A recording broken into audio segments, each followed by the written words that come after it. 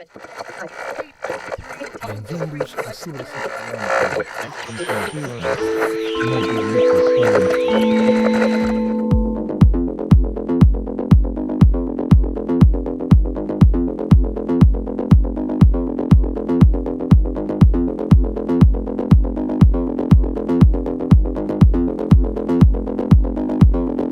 I was exposed to Disclosure, Julio Bashmore, Todd Edwards, all this kind of very kind of UK garage sounding stuff.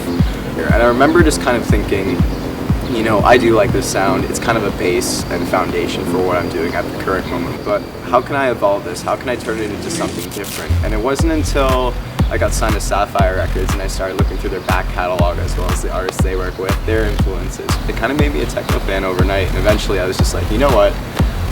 I feel like Frustra, it makes sense to go in this direction simply because that's where I find most of my creative focus is now, and it just allows me to be a better artist, a better musician, a better producer.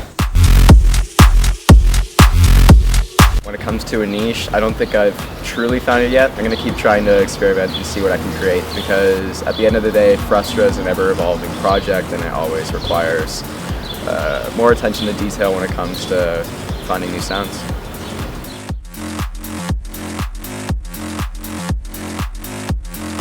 So Think Tank Sound is basically a pay-what-you-can model indie web label that I've made via Bandcamp.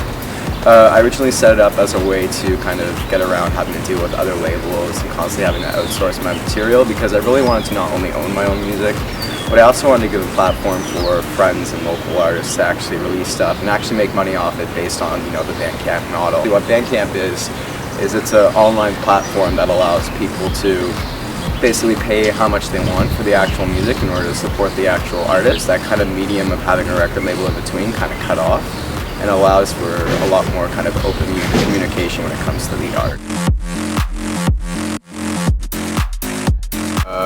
The love of it, just fucking loving what I'm doing.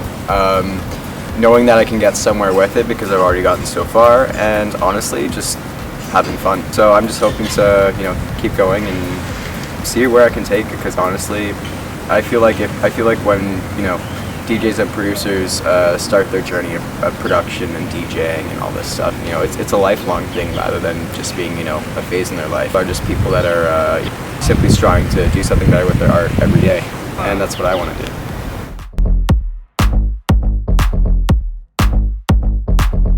Right now would probably be Mike Palermo, Mathematic, and Madmon.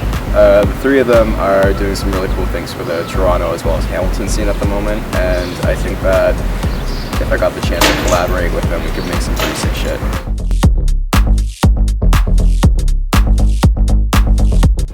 If I had to list it out, Course of Time is amazing, Bass Toronto is amazing, Flow Toronto is amazing, Euphoradio obviously, Major League Recordings, what Fear the Priest is doing right now, he's going to make a huge impact. I'm really excited for a certain remix that I've done for him. I can't say anything on it, but yeah, it's gonna be super tight. Another group that I'm really interested in seeing what they're doing for the city is Summer Days. They've done a lot of cool warehouse parties recently around the whole kind of Trinity Bellwoods area, and I like what they're doing simply because of taking all these different kind of dilapidated spaces and old spaces that are unused and basically just putting their own spin on it, fucking shit up. It's pretty dope.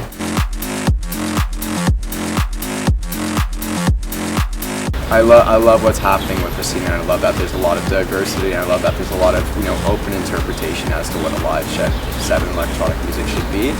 But I think the big shift we're going to see is people are going to step away from kind of just the regular DJ format. They're going to kind of step away from all these insecurities and kind of modes of performance that are kind of restricted to simply just, you know, playing on CD.